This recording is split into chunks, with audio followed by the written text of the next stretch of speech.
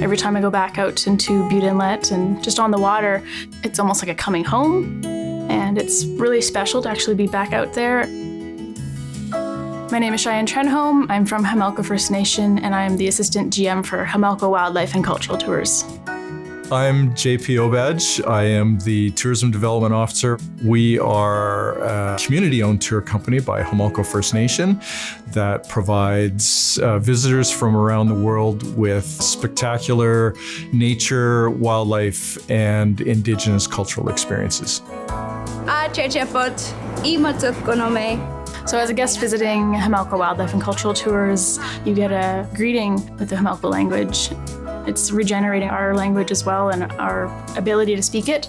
And while on tour, you would see lots of wildlife. That'd be whales, marine mammals, marine birds, even bears foraging for seafood on the coastlines.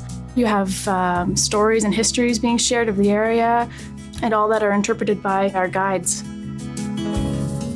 Homalco comes from the word Homalco, which means people of the rapids. Our people come from the rapids between Campbell River, going into the island, all the way into Bute Inlet.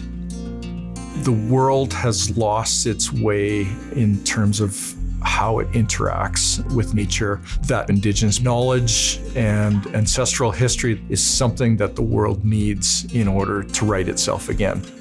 The significance of New Church House is the fact that it is the last village site of the Homalco First Nation. We're on the lookout point here at Old Oak, also known as Church House. We're looking across the way there to our older village, which is called Bushchan. We use cedar for various different things, living out in Bute Inlet. It is known as the Tree of Life to the Homalco First Nation people. I love showing people our culture, the wildlife out here, talking about the different history, the different stories of how people grew up in Church House.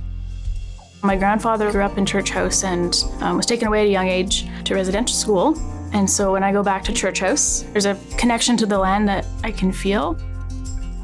Bringing people back here, it gives us our culture back, and we can show them exactly what we have here to offer.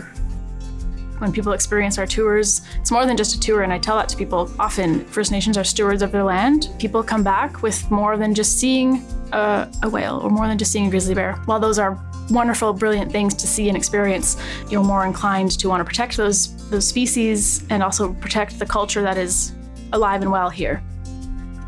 We've worked really, really hard over the last 5 to 6 years to turn the business into a successful business that is now driving some new opportunities to help the nation grow and thrive.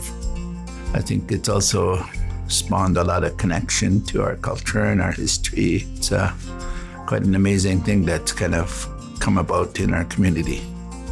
We do a lot of work in language and cultural revitalization and employment and career, developing that within the membership, as well as environmental protection and regeneration. Every one of our tours includes some sort of a conservation fee.